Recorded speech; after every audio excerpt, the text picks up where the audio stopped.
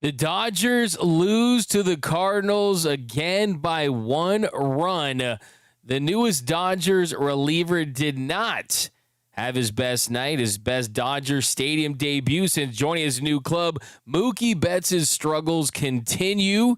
Tyler Glasnow was absolutely dominant. And Ramon De Jesus was absolutely garbage behind the plate. That's coming up next on Dodgers Dugout Live. Mookie Betts with his 15th home run. This is why this Dodgers team can win back-to-back World Series titles. One-of-a-kind player. One-of-a-kind season. Freeman hits the ball to right field. She is gone!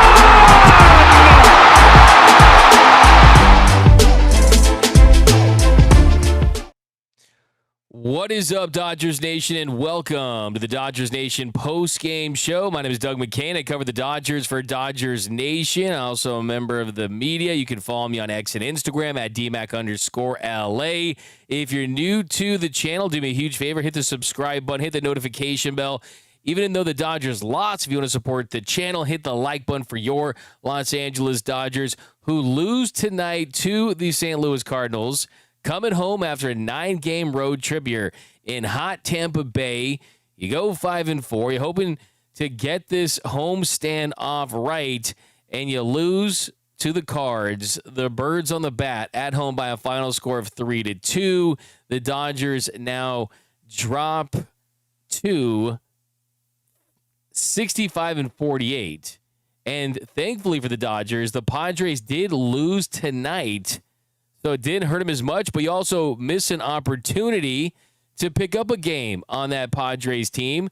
The Dodgers still 3 games up in the division, 9 games up on the Giants, 3 games up on the Padres, but a disappointing night for the offense at Dodger Stadium. We're going to talk about the big pro, which was Tyler Glasnow, and the adjustment that he made. He really sped up his rhythm, and you saw him pitch at a quicker pace after that third inning, and he implemented that sinker more. The curveball was great. He had 5 strikeouts on that curveball. His overall line tonight was fantastic. Glasnow gave up 1 run on 3 hits, had 7 strikeouts in 7 innings of work through 101 pitches.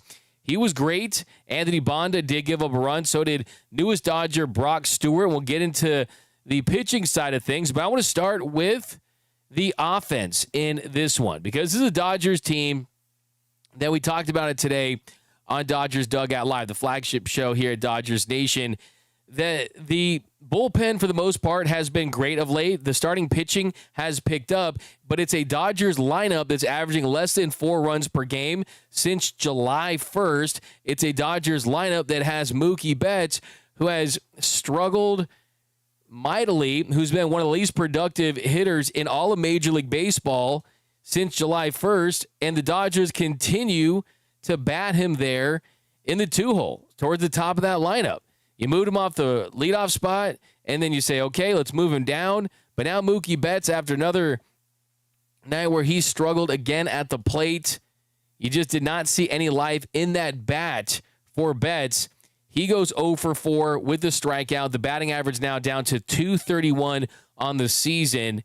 And the big story heading into this one was about this ovation for Mookie Betts and social media pushing for a Trey Turner-like standing ovation where you had the turnaround for Trey Turner, and it was on the same date a few years back, and Trey Turner, who had signed that big contract, and you were hoping to just get out to a better start, he was struggling. And that Phillies crowd, they had his back. They gave him the ovation. It was a cool moment for sure. Dodgers fans, they attempted to do that today. And for the most part, look, I mean, like, the truth of the matter is you always want to support your guys, especially when they're struggling, especially when you're having the worst season of your career offensively. And then on top of that, you've dealt with a lot of personal things off the field. His stepfather passed away recently. He had the illness early on. So there's no issue with going out there and showing Mookie some love. I think it was cool. It was a nice moment.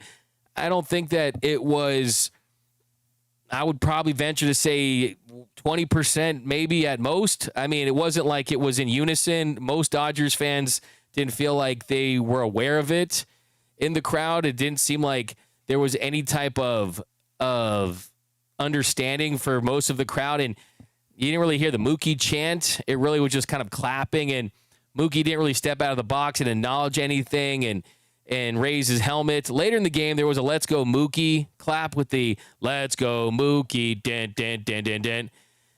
So it wasn't really the moment that I think Dodgers fans were hoping for. I don't really think it was really the moment that they were thinking, okay, this is going to change Mookie Betts' season.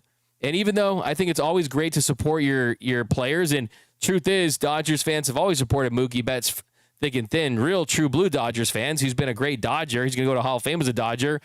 But what I said today on the show was that it was going to take a lot more than just clapping to make Mookie Betts turn his season around. It was going to take a lot more than just a Mookie chant to increase the bat speed or make him hit the ball harder or try to barrel up some stuff. If you look at his at-bats today for Mookie, they're not the kind of at-bats that you really see from a player that is that's batting in the two-hole or the leadoff spot or anything like that. You look at these 4 at-bats for Mookie, and you look at the quality of contact. I mean, the first one after the standing ovation or the 20% standing ovation, whatever it was, the flat was 77.6 miles per hour off the bat, a 60 expected batting average. The next at-bat, he struck out. And yes, we'll talk about Ramon DeJesus, who he squeezed Mookie a couple times off the plate. You called a ball a strike early in the count that was up in the zone. But when you're struggling, I mean, you got to be active. You got to put the ball in play. Third at-bat, he grounds out 74.4 miles per hour off the bat, a 130 expected batting average. And then really the play of the game that decided the game essentially was late in this one. The Dodgers, they did have an opportunity in a one-run game to make something of this game. And you are trailing by a run. You're at home. You lead Major League Baseball, and comeback wins this season. And Shohei Ohtani does exactly what you would expect Shohei Ohtani to do, and that is make something good happen where he singles right away, singles to right, wasn't trying to do too much, takes that slider up and just out of the plate. And look, he didn't try to crush it. I think it was a really good hit by Shohei, right? He really puts the ball in play, wasn't trying to hammer it. And I think that's what you want from your leadoff hitter in that situation, down a run. And then Mookie Betts trying to put together a good at-bat, takes the first pitch changeup from Romero off the plate. And then the second pitch, you got a changeup down the zone, and he lifts it. And Lars Nootbaar traveled 116 feet to make an incredible catch to rob Mookie Betts and make the play of the game defensively. On the board to go ahead with a ground ball up the middle. This catch saved the game. He runs 116 feet and gets his glove under that. If that ball deflects off his glove, it's probably second and third, no out, and a different outcome to this game. But a top. So got to give him credit. It was a nice catch, but still, it's not like that was a hit that was a hard hit ball. And I mean, 91.8 miles per hour. I mean, I think, yeah, that's solid-ish, but the truth of the matter is it's had expected batting average of 70, right? And he got way under it. So point I'm trying to make is, in that spot, imagine if you had Shohei Ohtani who had just got on base, and then the guy right behind him was a right-handed hitter that is having an MVP caliber season, that's been one of the most clutch hitters in Major League Baseball, with Shohei Ohtani at the plate and no outs, and Will Smith. Will Smith needs to be batting second, okay? Like, what are we doing here? Right? I mean, at this point, what are we doing here? Like, are we doing what? Because the Dodgers are in a division race with the San Diego Padres, and they're only 3 games up in that division. And tonight, you had a golden opportunity to take advantage of a rare San Diego Padres loss of late, and this lineup configuration is not helping when you have a dead bat right there batting second. And this is nothing against Mookie Betts. I love Mookie. I really do. One of my favorite Dodgers of all time. But the truth is, he is mired in the worst slump of his career. He's now over his last 20. I mean, this is just not what you can have in a optimized lineup. And there's a reason why you scored 2 runs. And it wasn't just Mookie. It wasn't great at bats from top to bottom. This Dodgers team, they were only able to manufacture as a whole tonight. Just 3 hits. Shohei Ohtani got the hit there in the 9th inning. And then earlier in the game, Freddie Freeman hit a bomb. And Teoscar Hernandez, he goes 1 for 3 in a double for Teo. So that definitely was promising to see Teoscar Hernandez hit. And you're feeling better about that. Bottom of the 8th inning with the Dodgers trailing 2-1. Teo hit a leadoff double off O'Brien. Ruiz came in to run for him. Conforto ground out of first, allowing Ruiz to advance to third. Then Paz, he grounded to second to score Ruiz. That tied things up at 2. But 3 hits for this Dodgers team. That's not getting it done. And when this Dodgers team faces elite pitching in the postseason, frontline starting type of guys, you worry about starts like this. You really, really do, because Sonny Gray was in his bag, really just having his way with this Dodgers team. Gray gave up 1 run off 1 hit, and that 1 hit was a home run to Freddie Freeman. And that definitely is a positive. Freddie Freeman getting a home run, and that took place in the 4th inning after the Dodgers were down 1-0. Freddie Freeman against Sonny Gray. He gives him a bomb to tie things up. Freddie Freeman high in the air to right field. New ball on the warning track at the wall. We're tied. So that's definitely encouraging. And Freddie Freeman, he extended his hitting streak to 7 games. During that hitting streak, he's 13 for 29, hitting .458 with 3 home runs, 8 RBI, 2 doubles, 5 runs scored. He's also been on base in his last 20 games, his 13th home run of the season. Freddie Freeman has found his swing, and that's definitely encouraging, but you need more than just Freddie Freeman hitting home runs to put together a strong night offensively. Just overall, just not enough opportunities. I think you see a team go 3 for 30, 2 walks, strike out 9 times, and you go 0 for 4 with runners in scoring position, and you leave 3 men on base. Conforto went 0 for 2, Paz went 0 for 1, and Muncy went 0 for 1 with runners in scoring position. And Muncy did have an opportunity late in this one. It's good to see Max Muncy back. And he had an opportunity. The runners on first and second there in the bottom of the 9th inning after a Will Smith 2-out walk. He had the tying run on second. Worked a good at-bat on the 6th pitch.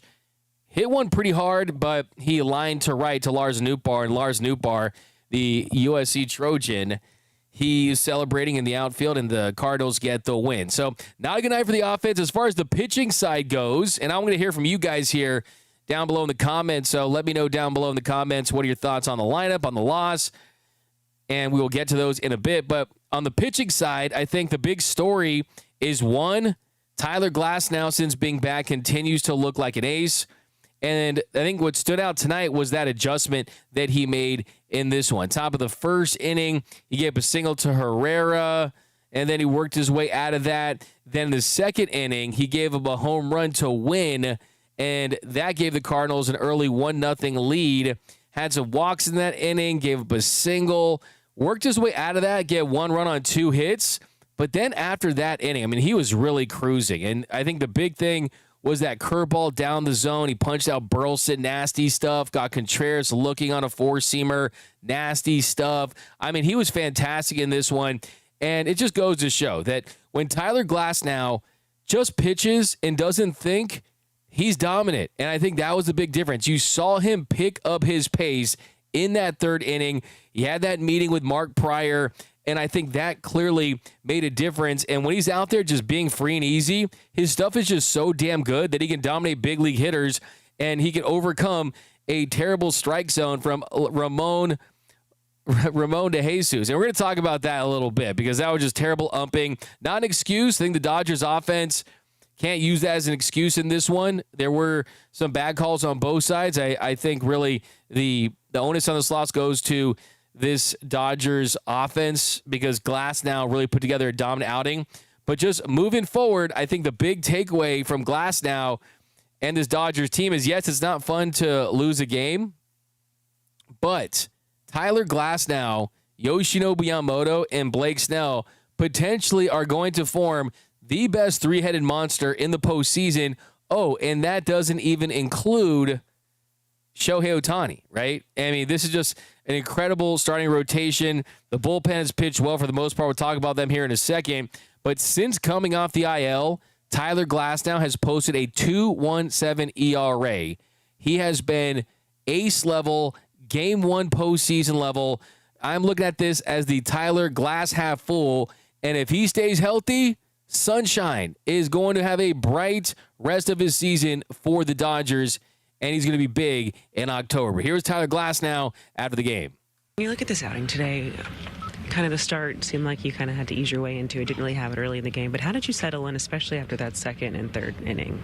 Yeah, I think just beginning on didn't really feel in rhythm. Just going a little too slow, just trying to be nice and easy and trying to find it. And I think just talking to Pryor a little bit, just going back out and being quicker, just getting my pace up a little bit more. It felt a lot better after like third-ish. Started feeling good in the third. Yeah. Did you also find just kind of with your pitches, like seemed like even Orel was saying early in the game, you didn't really have the breaking stuff, but that started to come as the game went on? Yeah, I think in the past sometimes when I don't have it, I kind of just get away from it. And I think even when it was uncomfortable, trying to throw it and get into a rhythm. And I think each inning it just got better and better. And then, yeah, by the end of it, it felt really good.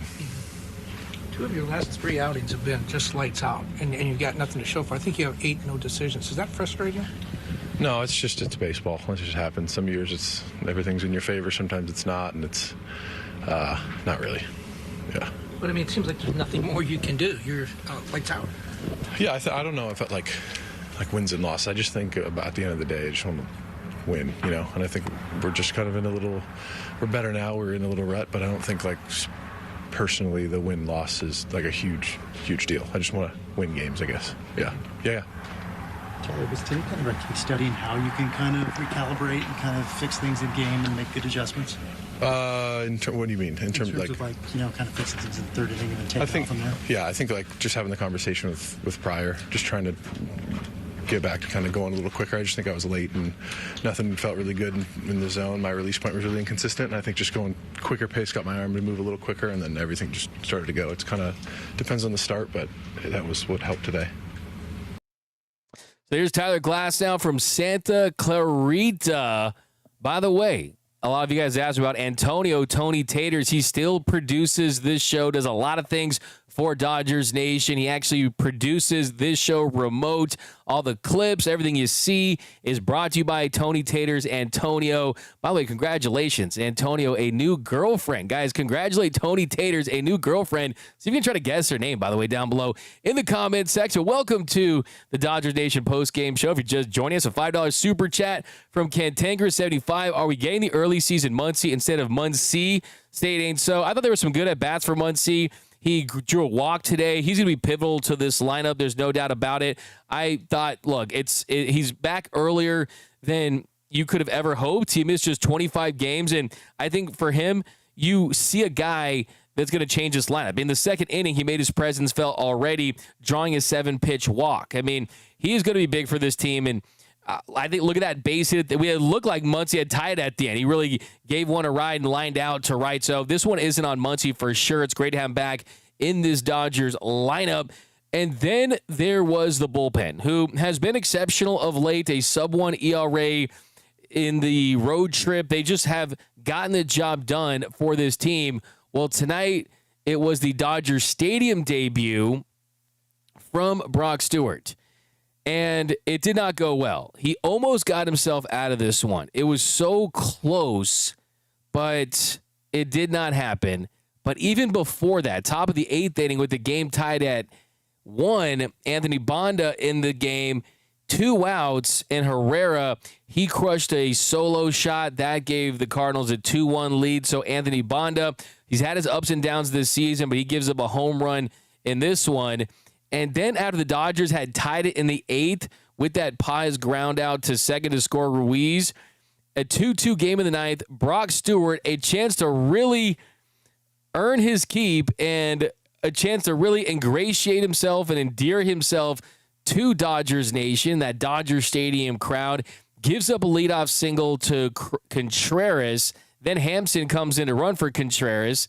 Next batter, really the star of the game for the Cardinals, Lars Nootbaar, he singled to center, so Stewart gives up back-to-back base hits to start the 9th, in a tie game.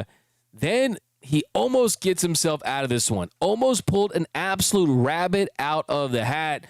A Houdini act attempt by Brock Stewart. He gets wind of foul to first for the first out. A really nice over-the-shoulder catch by Freddie Freeman in foul territory in right.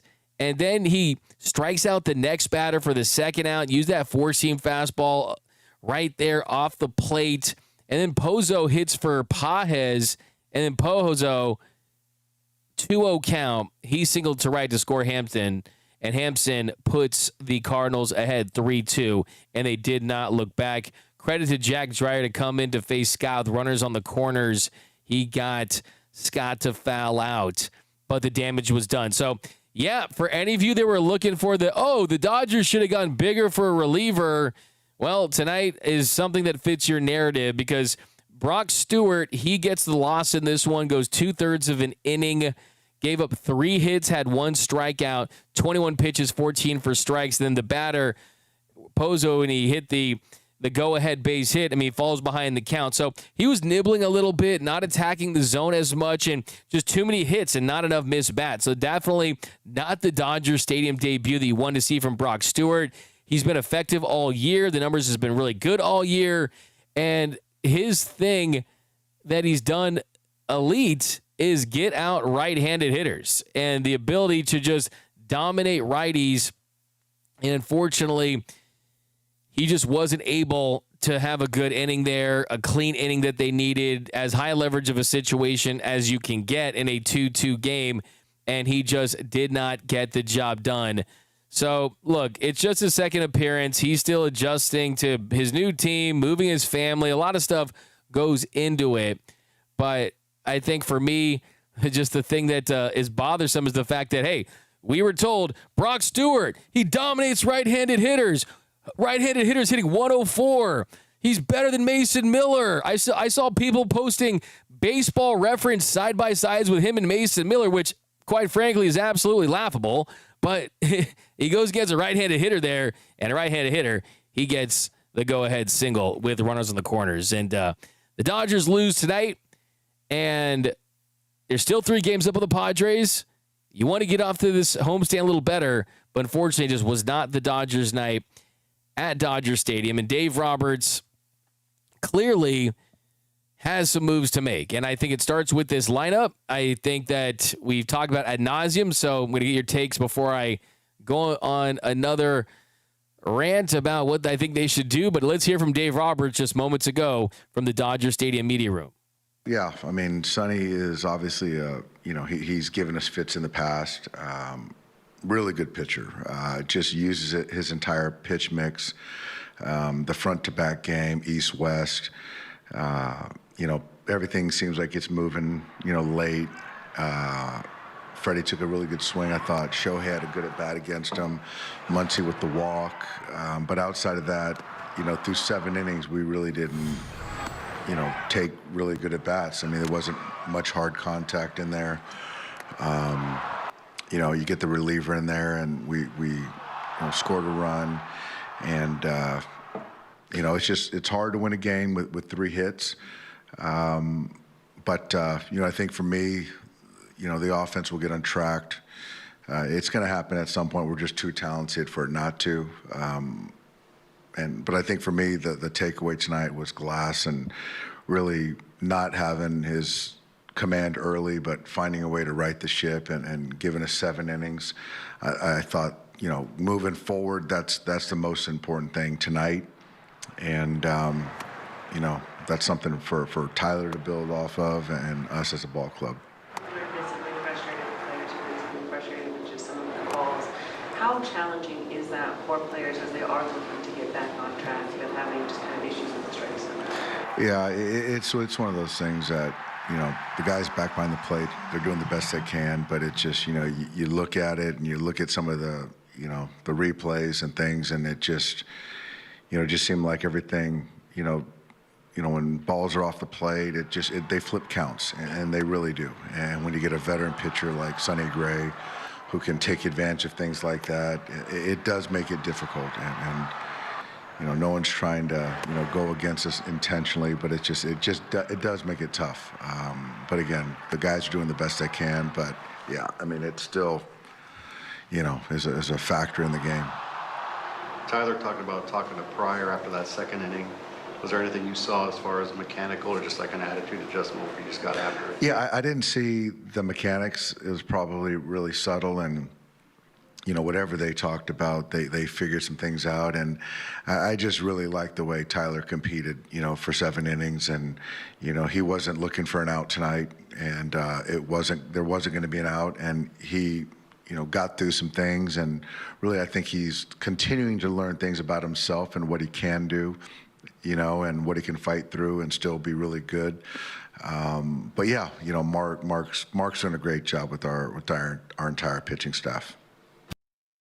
So there was Dave Roberts, and he talked about the night for Tyler Glasnow. Certainly a positive, but it's tough to spend too much time on it. But we already did, but it's tough to really feel that great about it considering the performance from the offense. The offense needs to swing the bat better. He did mention the horrible umping by Ramon de Jesus. And yes, the Ramon de Jesus needs to be investigated. Okay, that was a very wide strike zone. You had too many examples. I mean, Muncy took one up, and it was a strike. And Muncy off the plate called a strike. It was clearly inside off the plate. Pages off the plate. Will Smith off the plate. Mookie actually got run up there in the 6th inning. But, I mean, was there anyone on base? No, right? I mean, so it's tough to say, if Mookie doesn't get called for a strike 3 there, that they're really going to do much. It's tough to really defend your offense when you're only able to manage 3 hits. It's tough to blame things on the umpire. We're going to get ABS very soon. And yes,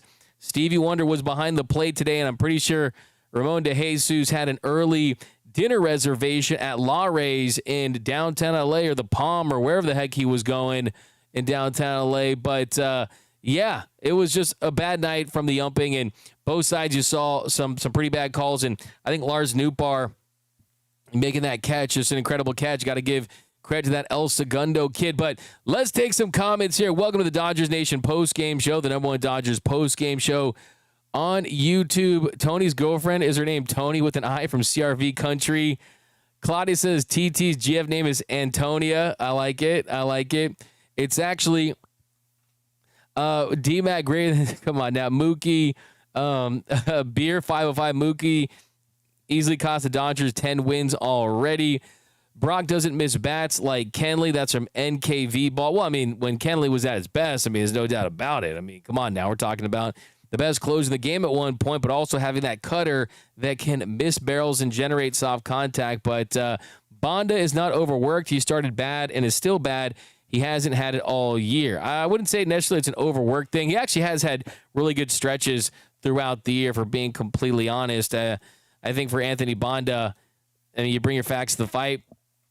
When he did settle down, you didn't talk too much about him because he was solid. I mean, no one's going to talk about the fact that Anthony Bonda pitched 12 innings in July and had a 2.25 ERA. So it was his best month of the season. And unfortunately, gives up the home run tonight. And it's his first appearance in August. He actually pitched an inning against the Rays in the 4-0 loss on Saturday and had 2 strikeouts in that one. But really, I mean, I think with the bullpen, it's not necessarily the overworking, because you look at those innings and you say, oh, wow, they lead the sport in innings pitched, right? But the truth of the matter is a lot of those innings that bullpen pitched, they were with rented cars. And if you've ever rented a car, as long as you got the insurance, you drive the heck out of that thing, man. You don't care that much about it. You floor it.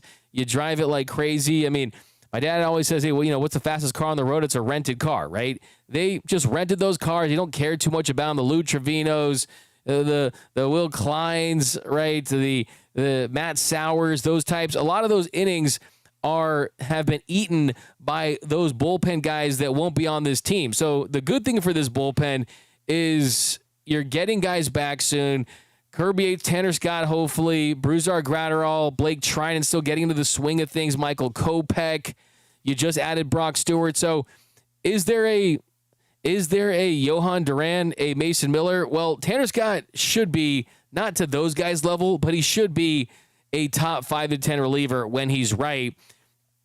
So hopefully this team can get better. And the truth is, too, if you're going to get the starts from Glasnow, from Snell, from Yamamoto, from Ohtani, from Kirsch, Sheehan's going to be a multi-inning type of guy, a short burst guy that can give you fire out of the pen as well. We'll see Alexis Diaz and Alex Vesia, and who knows if Bobby Miller becomes something. So I'm not overly worried and concerned about the bullpen right now, because the truth of the matter is over the last month, they've been a strength for this team. It's the offense's inability to score runs that has really hurt them, and they need to shake some things up. And what I always say is what must be done eventually should be done immediately.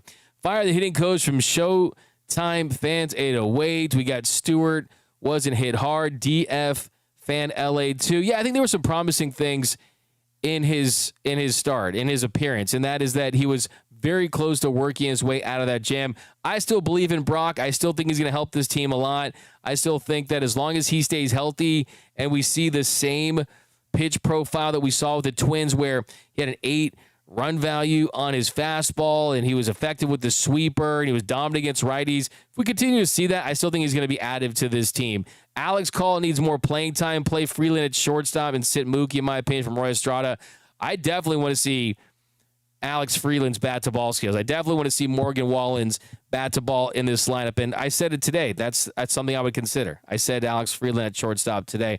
We've got Modder 15, DMAC for Dodgers consultant. Need someone with common sense there. CRV Country. I'm sick of the inconsistency. What up, Bilal K? How you doing, my man? Too talented. 1999 super chat from The Sandwich 101. All the guys are professionals. These guys are ball players that love the sport, but you wonder, majority of these guys got their payday and reached the pinnacle of the sport last October. There may not be the same fire. I can tell you just from being around these guys and talking to players and people in the organization that this organization and this team, that they definitely know they have an opportunity to do something special, and that has become back-to-back World Series champions. They all want that very badly, but there's a reason why it's difficult to go back-to-back. They played a lot of baseball in the last year, and you were kind of hoping after the trade deadline you get that boost. And part of the reason why you do make a big move at the trade deadline, and I've said this on the show several different times, is not only is it bringing in a player that upgrades your roster and fills a need, and the Dodgers did that. You need a reliever that can get out right-handed batters, check with Brock Stewart. You need another outfielder that can upgrade your defense and grind out at-bats as a fourth outfielder type. Alex Call can do that, but those aren't guys that really excite the group chat, right? Those aren't guys that really give you a buzz that can propel you towards the end of the season. So I'm still okay with what they did. I still think this team has a lot of talent to win. But for people out there saying that they kind of don't have that spark, that's kind of one of the reasons. But I still think this team, it's not for lack of motivation. It really isn't. Zero vibe like last year, though. I mean, look, Kike's been out. I think that's a big thing, too. Delirium 9, Clayton McCullough, please come back and take Dave Roberts' job. Adi Quino, the players need to get going. 667 OPS is no place for number 2 hitter from Ray Soto. We've been talking about that. DMAC is Mookie using a fungo bat from Eric Flores. DeJesus bet the under. I like that's a comment of the show from 12-hour power nap. Man, I would love a 12-hour power nap. I'm just going to go to sleep right now. Stop crying, DMAC from Bilal K. Come on now. I'm getting emotional. I'm feeling like Freddie in Atlanta. I love it. Jay Bullitt, if CT3 was swing and miss Chris, Mookie is Mr. Pop-Up. Come on now.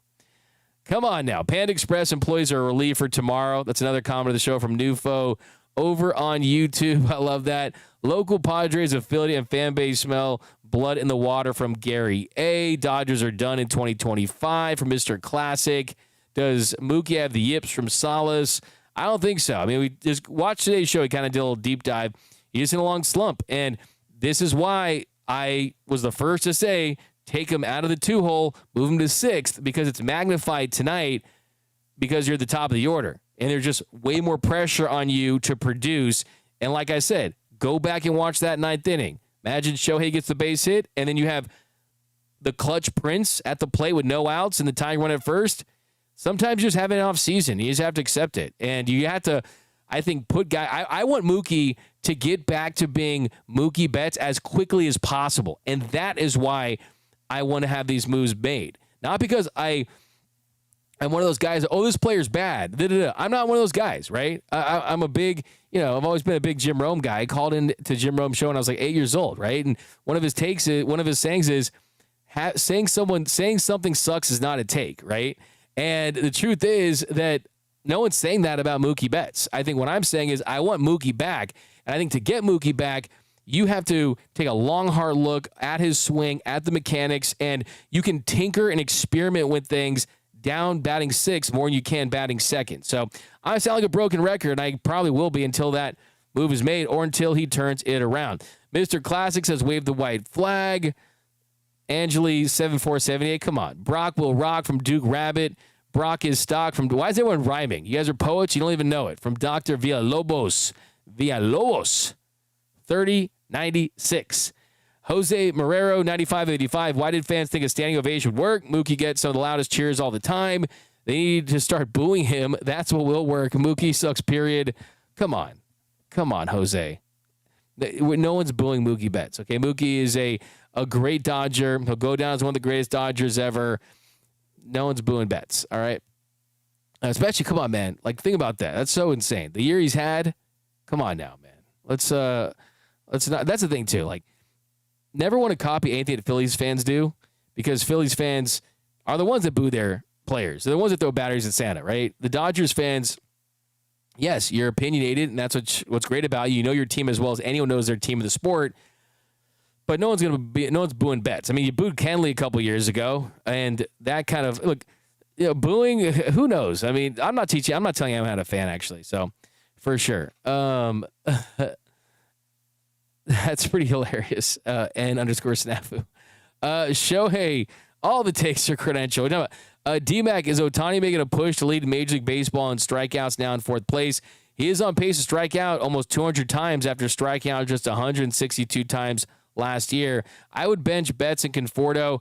Look, I think Conforto's been their top 4 hitter over the last month. Conforto's not the problem. I mean, is he great? No, but he's not the problem. And I think you still have to see if he can find it in the second half, because you didn't trade him at the deadline and you don't have anywhere else to go. I blame Bumforto, trade Mookie. Okay, this is D-Mac. Dodgers need to hire JD Martinez as a hitting coach. At the very least, get Honeywell to see if he can help Mookie.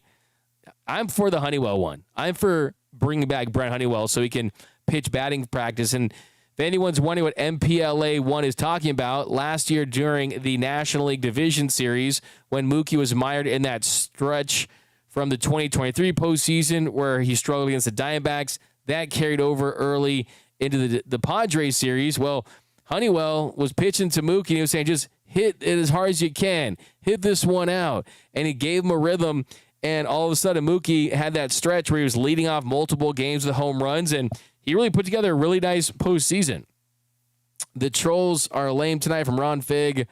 Just get it out, man. This is Dodgers therapy, and I know it's not fun to lose. I'm with you guys. And that's why I pride myself on this show, because this is the show where your comments are on the screen. And I know sometimes I take some heat from that just because you guys say some out-of-pocket stuff, and that's why a lot of sports shows don't have chats on the screen.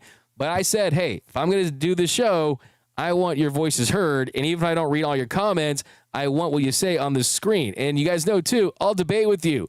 I'll have differences of opinion with you. I want this to be the true pulse of how the Dodgers nation and fans think. And sometimes positive, sometimes negatives. But the good thing is debate is good. Debate is good. Difference of opinion is good. And look, no one can take away from it. Dodgers fans, is they know their team. They know the numbers. They know everything. So that's why it's actually fun to have these debates, because sometimes they're worthwhile. But hey, everyone's entitled to their own wrong opinion. We've got Jeremy Buckley, 4153. We need to step up, control our own destiny, and stop banking on the Padres losing when we do. Yeah, I mean, think about this. That Padres-Dodgers series is coming fast and furiously early next week. That's going to be box office for sure. What's up, Claudia? We got to N-Rocks. It ain't happening this year. Come on now. Guys, let's have some hope. Let's turn it around. We've got It's a Business. Nice to see Muncie make a pitcher work at least. Steven, yeah, give me your most positive take. I want your most positive take. I think tonight the Michelada half full take is that Tyler Glasnow looks like a surefire ace, like an absolute dog. So I'm very encouraged about that. If the Dodgers won this one and he pitched like that, we've now seen multiple starts since he's returned. A 2.17 ERA. Didn't have his best start against the Reds, and you were hoping that was just a little blip. You were like, oh, okay, was it he's looking really good, and all of a sudden, no.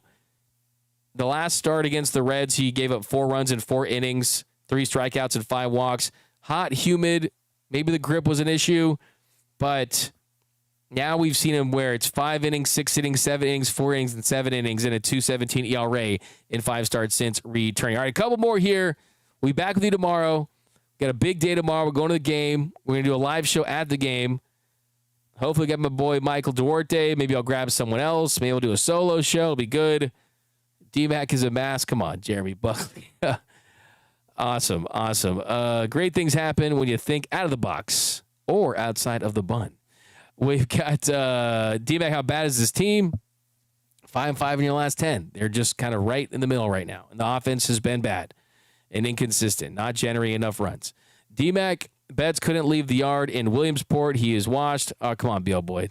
No Mookie slander here. No Mookie slander. How quickly they forget. All right, take a couple more here. He isn't striking out. He just isn't hitting the ball hard. Yep, Dan Moreno, you're absolutely right. He isn't striking out. It's just single digits. I mean, 11% strikeout rate, but single digits in walk rate, 9.6, something like that. You're right. Just the hard hit rate, the barrel rate's not there right now. Hey, D-Mac, out playoff starting 4 is scary, though. Yeah, no, that's the thing. That's those guys stay healthy. I'll take my chances. They won the World Series with 2.5 starters last year and a bullpen that pitched a ton of innings. So, yeah, I definitely would feel good about this team in the postseason. But you got to get there, and you got to make sure that you win the division. Things are going well. We know the Padres have improved. You've got some proven hitters, Ramon Laureano, O'Hearn. You got Mason Miller. You got guys over there. They're going to challenge the Padres and they challenge the Dodgers, and that is the Padres. But that's going to do it for this episode of the Dodgers Nation post-game show. And keep dropping comments down below. We'll be back tomorrow. We'll be back for Dodgers Dugout Live, 11 o'clock tomorrow. We'll talk some more Dodger baseball. We'll talk some more lineup. We'll talk to a guest, hopefully, that we're working on. And, yeah, not a good night tonight. The final thought on this one, the bats need to step up. The Dodgers just did not do enough at the plate. You had the ovation for Mookie Betts, and at the very least, I hope that he felt the love and he can just continue to know this fan base supports him fully, and they want to get him back on track and back to being Mookie, living his Betts life as quickly as possible. But the bats need to step up, and I think that at some point they're going to have to make a decision and make a bold move with that Dodgers offense. But tomorrow you got Emmet Sheehan on the mound, and they'll try to get back to their winning ways. But that's going to do it, guys. My name is Doug McKain. You can follow me on X and Instagram at DMAC_LA. Hit the subscribe button, hit the notification bell, hit the like button, and also join the Discord. And also remember that nothing, absolutely nothing, brings together quite like Dodger baseball. And until next time, think blue, bleed blue, and I'm out. Oh, Mookie Betts with his 15th home run. This is why this Dodgers team can win back-to-back World Series titles.